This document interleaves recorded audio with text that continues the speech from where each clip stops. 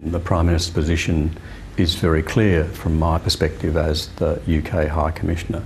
Firstly, that he regards the matters against Julian Assange as having taken too long and need to be brought to a conclusion, and on his own public remarks he's made that point clear at the highest levels to the US and the UK government. So just to clarify, he doesn't believe the charges should be dropped? Well, you'd need to ask the Prime Minister himself what he believes, but as I read his public comments, which are these matters have gone on too long, they need to be brought to a conclusion, and he's indicated publicly he's made that point at the highest levels of both the United States and the UK government. That's the first point. Secondly, he's a strong believer, as am I, that Julian Assange is an Australian citizen. He's entitled to all of the consular representation which Australia can bring to bear.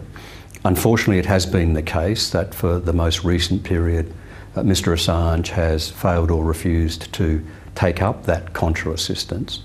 But I'm very pleased that in the course of the next week or so, he's agreed that I can visit him in Belmarsh Prison, where my primary responsibility will be to ensure his health and well-being, and to inquire as to his state and whether there is anything that we can do, either with respect to prison authorities or to